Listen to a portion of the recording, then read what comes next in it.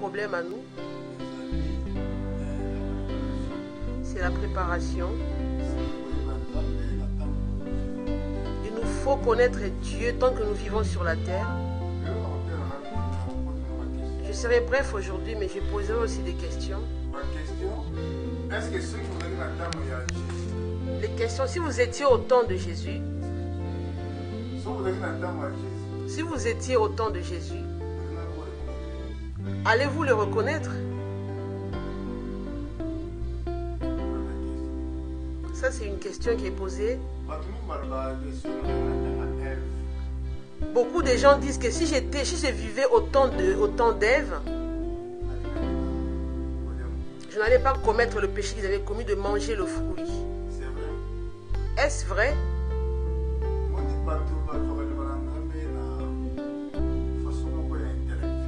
Les hommes prennent la parole de Dieu d'une façon dans leur intellect. Ça veut dire quoi, connaître le temps dans lequel vous vivez?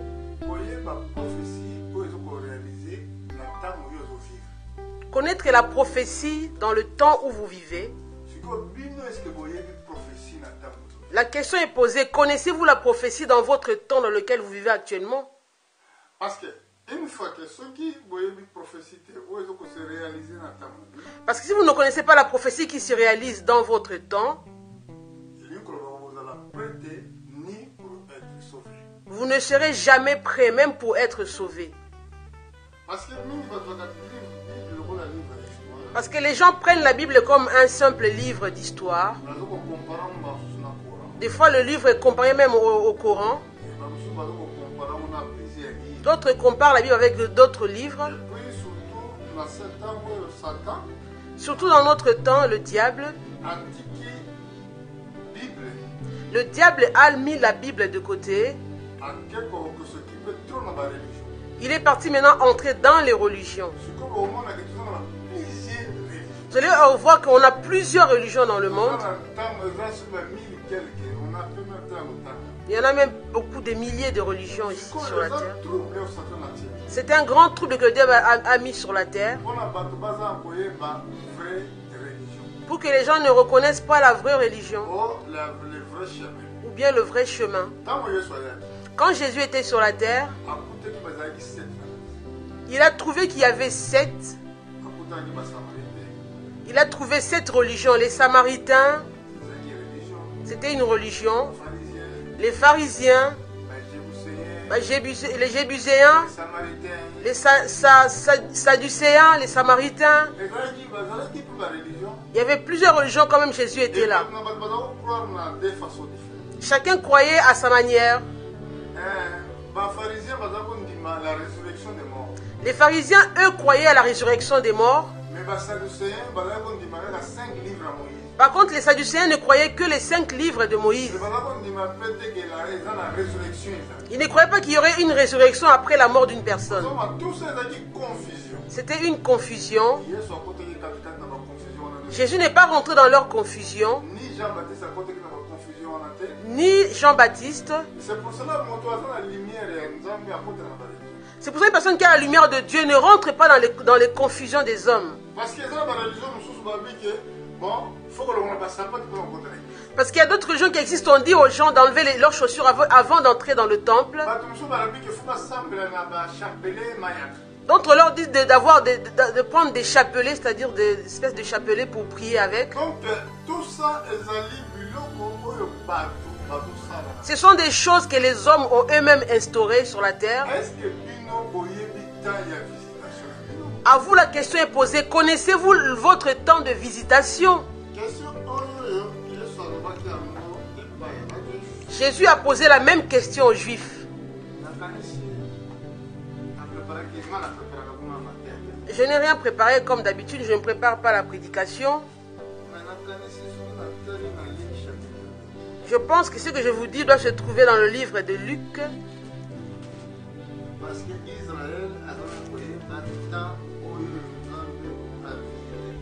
Parce que Israël n'a pas su le temps de sa visitation.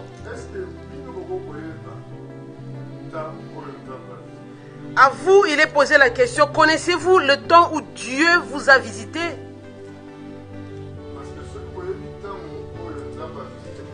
Parce que si vous ne connaissez pas le temps de votre visitation, là vous êtes réellement perdu. Amen. C'est très important de dire cela. Je ne sais pas où cela est écrit. Je suis dans Luc 21.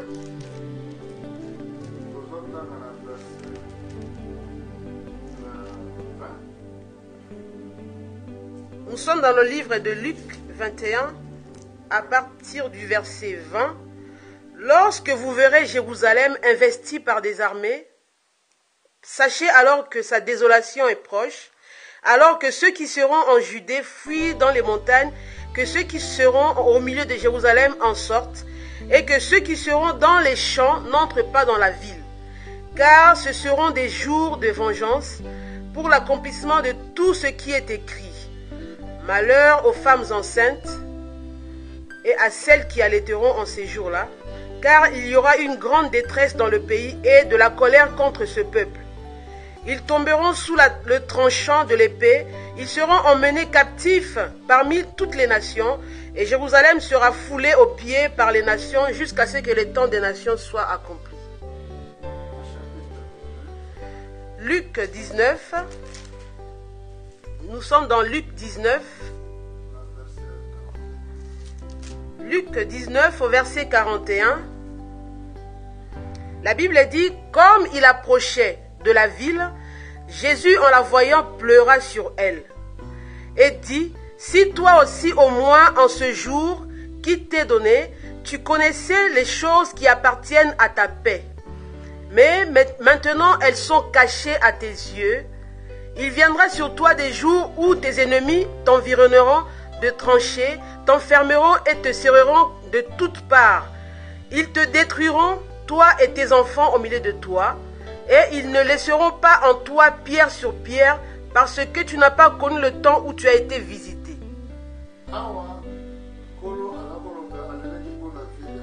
Ici, notre Seigneur a pleuré sur la ville de Jérusalem. Ce n'était pas seulement Jérusalem. C'était pour les gens qui habitaient dans Jérusalem. Le Seigneur avait pleuré parce que ces gens n'avaient pas connu le temps où Dieu les avait visités. Dieu visite les gens seulement au travers de sa parole et aussi au travers de l'accomplissement de la prophétie. La prophétie disait ceci: une femme sera enceinte, elle enfantera un fils, son nom sera Emmanuel. Emmanuel veut dire Dieu avec nous. C'était la prophétie qui était dite à cette époque-là. Une autre disait, un enfant nous est né, la domination sera sur lui, il s'appellera Prince de la paix, Père éternel. Ce sont ces prophéties-là. Ces prophéties-là étaient dites par rapport à la naissance de Jésus. Il avait été dit, quand l'enfant sera venu, quand le Messie viendra, les aveugles verront, les boiteux marcheront. Mais parmi toutes ces choses, quand Jésus était réellement sur la terre, il a fait tous ces miracles devant leurs yeux.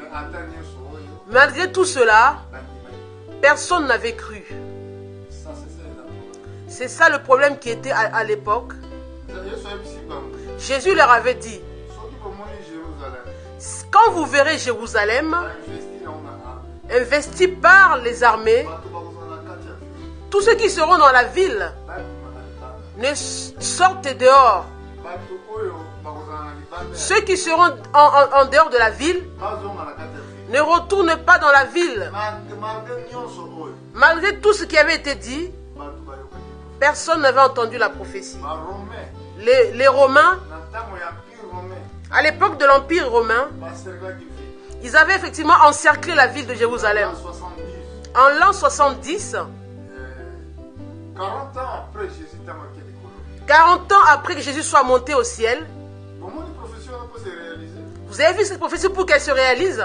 Yesu asalaki akendaki na âge de 33 ans tanga mati likolo. Jésus est monté au ciel à l'âge de 33 ans. Entre-temps, Jérusalem ezalaki détruit 30 ans, 37 ans après. Alors que Jérusalem fut détruite 37 ans après que Jésus soit monté. Donc la prophétie n'échouera.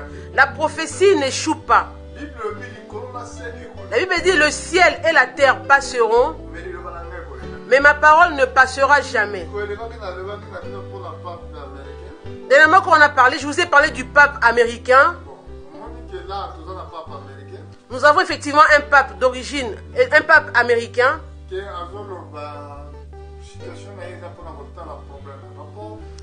Quel est son discours? Il dit, il met un point capital pour voir le problème des pauvres.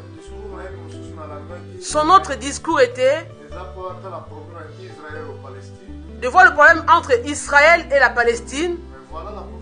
Voilà carrément la prophétie qui est là. Lui, ce nouveau pape, il a cette possibilité de ramener la paix en Israël. Parce que la prophétie, qui a dit cela? Si vous voulez, je vous montrerai cela.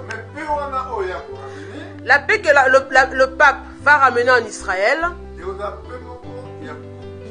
ça sera une paix seulement, une paix à courte durée.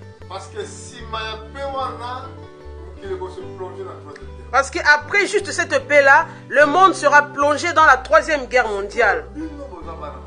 Maintenant, vous qui êtes enfants de Dieu, il faut que votre préparation soit tellement bien. Parce que je vous dis là, c'est une parole qui vient directement du ciel. Pour moi, quand je prêche l'évangile, je ne prêche pas par rapport au nombre des personnes qui se trouvent devant moi. Jésus avait une église qui n'avait pas beaucoup de personnes. Et puis encore, il n'y a pas beaucoup de gens qui vont rentrer au ciel. Beaucoup sont appelés, certes, mais les élus sont très très peu. Si vous connaissez votre temps de visitation, quand est-ce que Dieu vous a réellement visité? On parle souvent de la terre qui est divisée, partagée en Israël. Est-ce que vous croyez vraiment ce verset? Là où il est dit que la terre qui est partagée actuellement, vous le voyez dans les Écritures. Mais les hommes ne sont pas pris pour savoir que le temps n'est plus là. Regardez, par exemple, regardez maintenant concernant le pape. Je ne suis pas contre une église. Comme je l'avais dit, Jésus était venu pour prêcher l'évangile. Il a trouvé beaucoup de religions sur la terre. Mais en ce temps, la Bible dit, il y avait juste un vrai envoyé, il n'y en avait qu'un. Je m'arrête là où je vais aller tout de suite.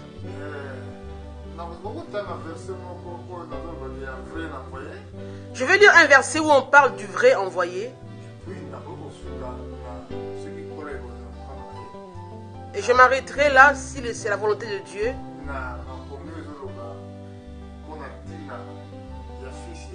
Dans ce verset qui parle du fils de la perdition. Parce que l'envoyé qui se trouvait au temps de Jésus, c'était Jean-Baptiste. Parce que Jean-Baptiste, c'était le seul frère qui connaissait que le Messie est déjà parmi nous. Toutes les autres personnes, personne ne savait. Vous voyez comment Dieu cache ces choses. Jean-Baptiste, c'est lui qui disait, parmi vous, il y en a un, je ne peux même pas arriver à sa cheville. Lui, il va vous baptiser du Saint-Esprit. Mais les pharisiens, Mais les pharisiens, les docteurs de la loi, les Samaritains, quand ils voyaient Jésus, ils disaient, oh, ça c'est le fils de Marie, fils de Joseph. On connaît ses frères. Beaucoup disent que Jésus n'avait pas de frères. Tu penses comme cela, frère, que Jésus n'avait pas de frères? La Bible dit que Jésus avait des frères. Il avait des frères et des sœurs. Un jour,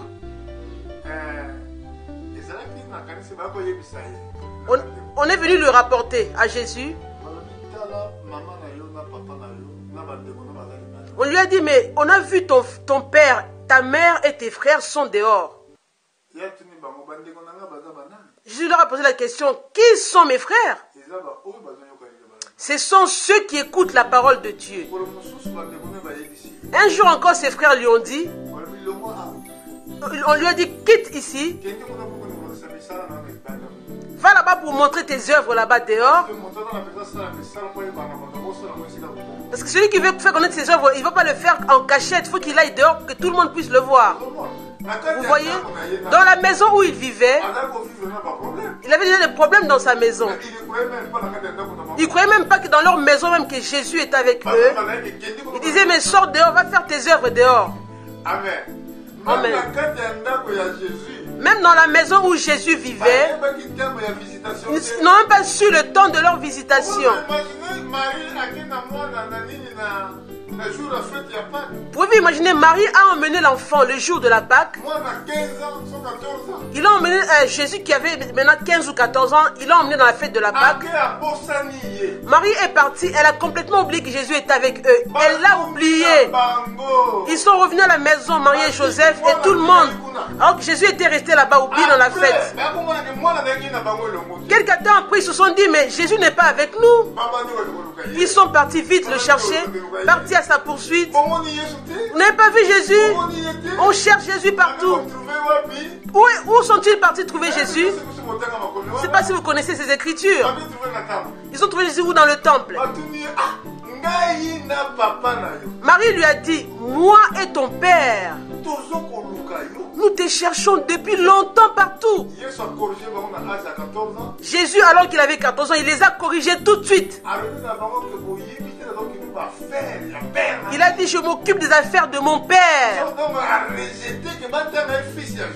Il a rejeté d'être cité comme fils de Joseph et de Marie. Si vous suivez un peu comment Dieu travaille, mon frère, connaître Dieu, c'est une grâce. Hier, on avait un grand enseignement.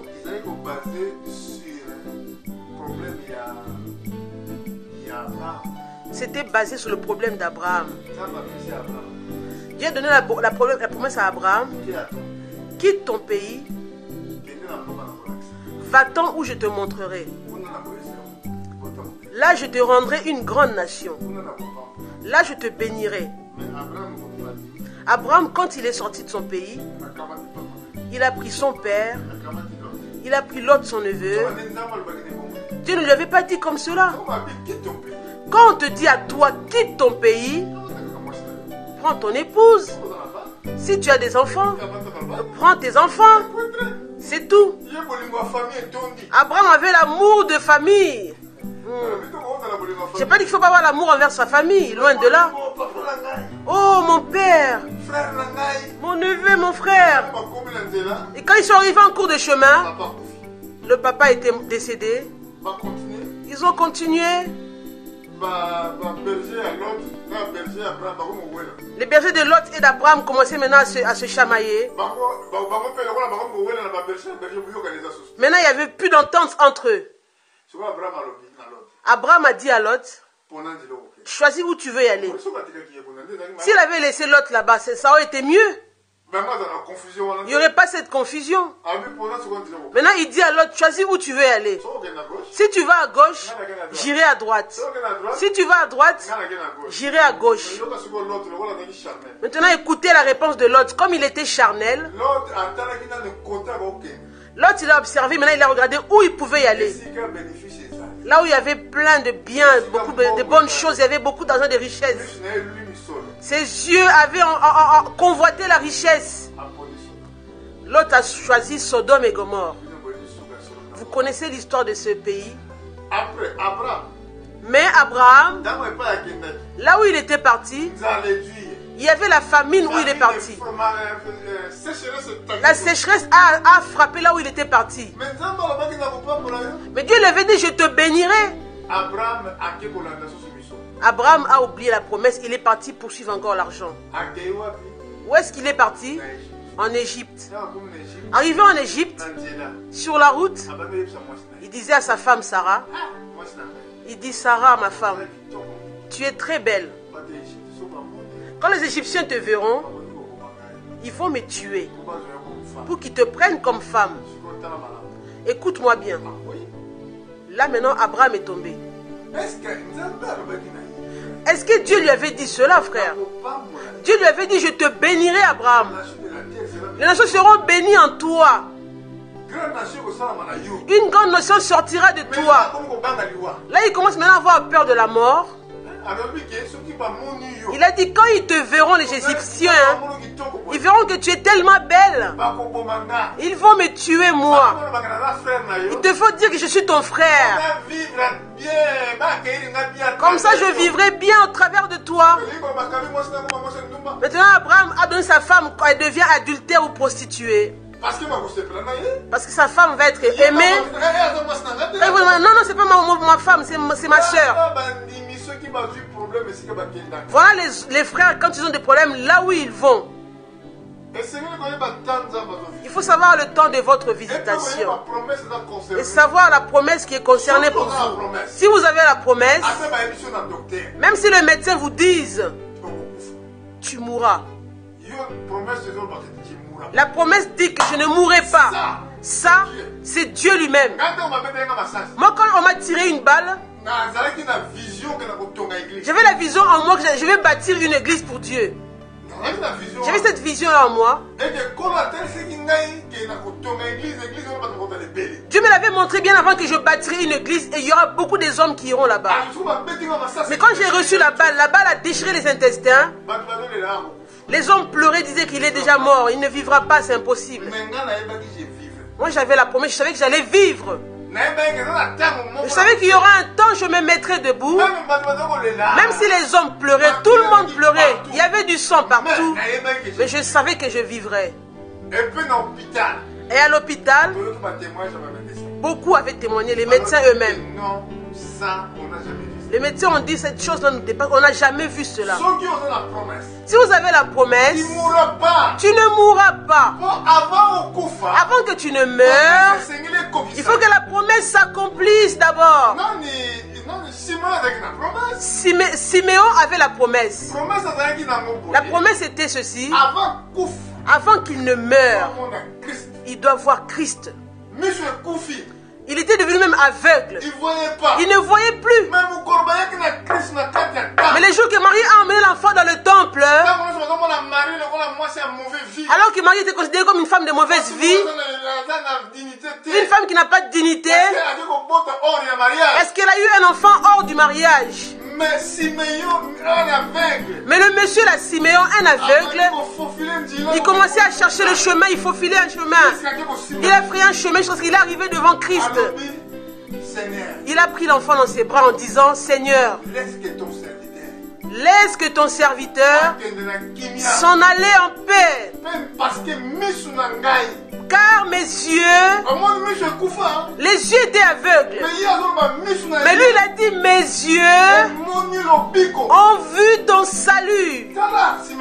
Regardez Siméon, la promesse s'est accomplie. La promesse n'échoue jamais.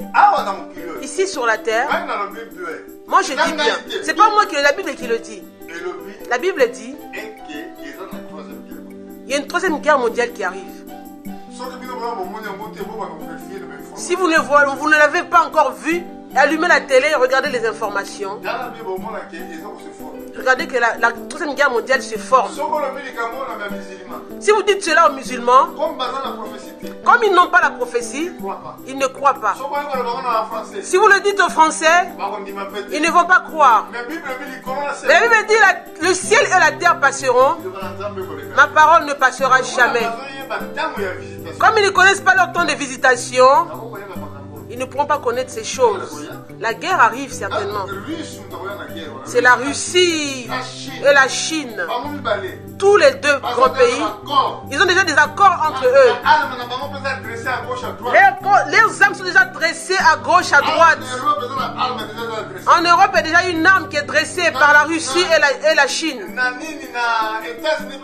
Aux États-Unis, il y a déjà une des armes qui sont déjà dressées. Ce sont des armes nucléaires. Elles seront utilisées dans un moment avant qu'ils aillent tous en Israël pour faire la guerre. Si vous voulez comprendre cela, regardez la Syrie. La Syrie a divisé l'Europe entre les Chinois et les Russes. Depuis longtemps, ils ne s'attendent pas, c'est vrai. Mais la guerre là approche. Parce que les Russes pensent que... Parce que Dieu a mis en eux cette pensée que c'est la Russie qui va ramener la paix sur la terre. On sait que quand ils iront là-bas, ils vont retrouver avec l'armée céleste. Ils vont voir l'armée du Seigneur. Du jour là, quand le Seigneur descendra, dans Apocalypse, il est dit, il est monté sur un cheval blanc avec une épée. Le jour où il descendra, il posera ses pieds sur les montagnes des Oliviers en Israël. Ce jour-là, Jérusalem sera encerclée. Il y aura le fléau de l'armée russe et chinoise. La Bible appelle la Russie le roi du Nord. Si vous regardez bien, observez, la Russie se trouve au nord. La Chine est appelée le roi de l'Orient. D'un côté, le roi du Midi dans la Bible. Il y a un temps qui arrive. Ces deux forces-là vont s'allier. Les pays islamiques, les pays d'Asie, ils vont s'allier avec eux. Parce qu'ils voient que les Européens font de l'injustice. Les injustices sont partout. La Bible dit même les 10 pays qui sont rentrés dans l'Union européenne, les pays qui sont rentrés après les 10 pays, ces pays-là sortent bientôt de l'Union européenne.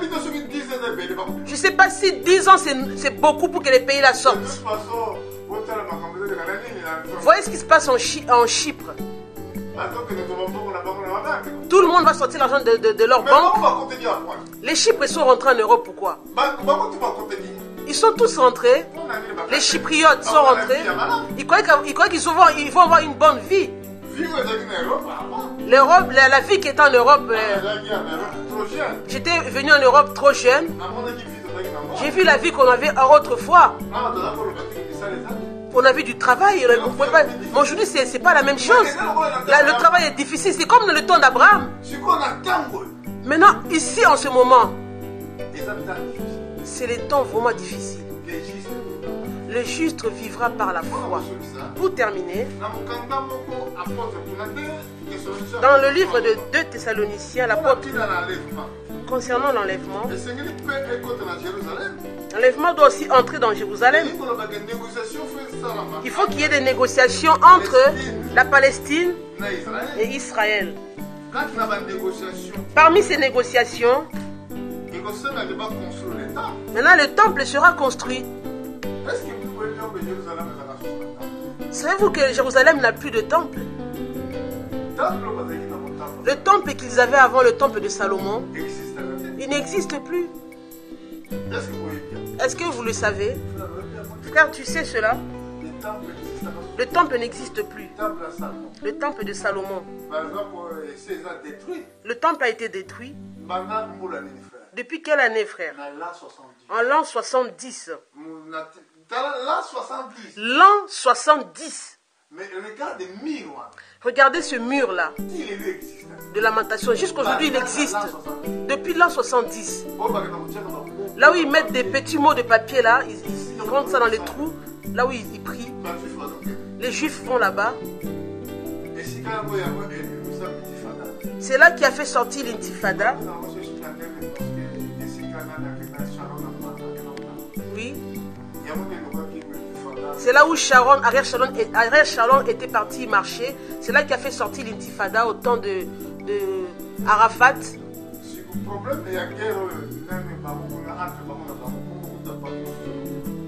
Le problème de la guerre entre eux maintenant, actuellement. Le problème de la construction du temple. C'est ça qui est à la base de toutes les négociations. Comme je vous dis tout de suite là, frère, c'est la vérité que je vous proclame. C'est ça qui est à la base de toutes les négociations. La paix pour les Palestiniens et les Israéliens, c'est une petite chose. C'est basé sur la construction du temple. Alors que la construction du temple, regardez ce que Paul avait vu. Il était le prophète aussi. Paul était aussi un prophète. Il avait vu. Il avait vu ce temple avec sa reconstruction. Nous allons nous arrêter là. Si je vais confirmer ce verset que je vais lire, je vous donnerai un autre verset pour compléter. Nous sommes dans 2 Thessaloniciens. La Bible dit ceci. Chapitre 3. Nous sommes dans 2 Thessaloniciens 3. Non, la chapitre 2. Pardon, 2 Thessaloniciens 2. Remarquez que c'est ici, on parle de l'enlèvement. Il s'agit d'une rencontre entre Christ et nous. Avec l'Église. Christ et l'Église. Quand on parle de l'Église, je ne parle pas des Juifs. Je parle pour l'Église. L'Église des nations. Quand je dis l'Église, ce ne sont pas tous ce que nous voyons comme dénomination, non. Ce sont des frères et des sœurs qui ont cru à la vraie parole de Dieu. On n'a pas besoin de la nationalité. Quelle que soit sa nationalité. Mais quand la personne croit la vraie parole, c'est notre frère, c'est notre sœur. Ici, dans 2 Thessaloniciens 2, verset 1, pour ce qui concerne l'avènement de notre Seigneur Jésus-Christ et notre réunion avec lui, nous vous prions, frères, de ne pas vous laisser facilement ébranler dans votre bon sens et de ne pas vous laisser troubler soit par quelques inspirations, soit par quelques paroles ou par une lettre qui semblerait venir de nous, comme si le jour du Seigneur était déjà là. Que personne ne vous séduise d'aucune manière, car il faut que l'apostasie soit arrivée auparavant et qu'on ait vu paraître l'homme impie, le fils de la perdition, l'adversaire qui s'élève au-dessus de tout ce que l'on appelle Dieu ou de ceux que l'on adore. Il va jusqu'à s'asseoir dans le temple de Dieu, se proclamant lui-même Dieu. Ici, ces choses vont arriver à notre temps de la fin.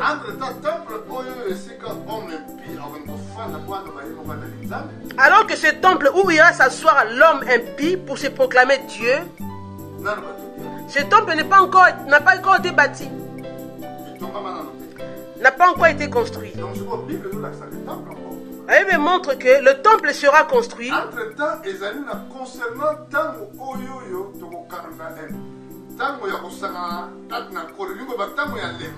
Alors que cet événement concerne l'enlèvement de l'Église. Cela parle de la réunion entre le Seigneur et son Église.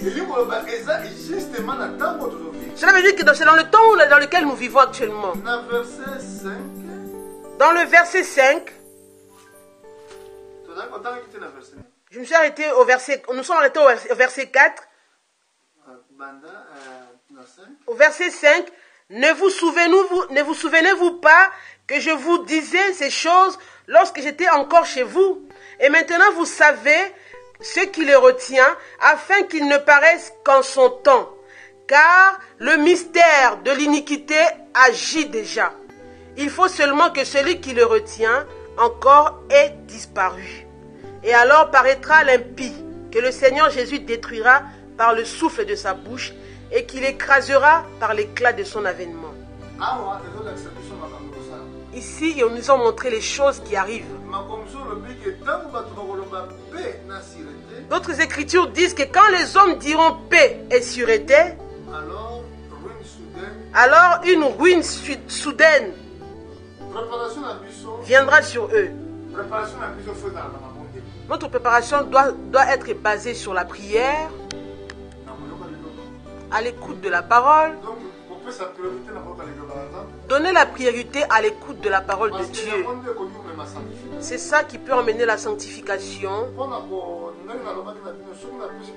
Comme je vous ai dit que si je vous donne ce verset, je dois donner un autre verset pour prouver ce que je viens de dire. Dans l'Ancien Testament, pour compléter le verset du Nouveau Testament, dans le livre d'Ézéchiel, là-bas, il est écrit ceci, que ce temple-là sera construit. Il y a beaucoup de versets, mais nous allons seulement lire ce verset-là, d'Ézéchiel. Ézéchiel 36. Nous voulons lire cela, Ézéchiel 36, concernant la construction de ce temple.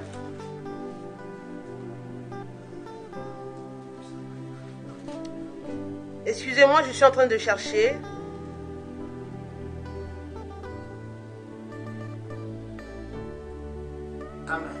Amen. C'est très important ce que je suis en train de dire.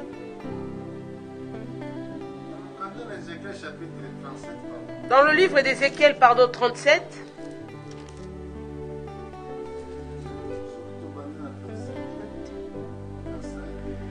À partir du verset 25, Ézéchiel 37, 26, je traiterai avec eux une alliance de paix. Il y aura une alliance éternelle avec eux. Je les établirai et je les multiplierai. Je placerai mon sanctuaire parmi eux. On s'arrête là. Au verset 26, je traiterai avec eux une alliance de paix. Il y a une alliance qui sera éternelle.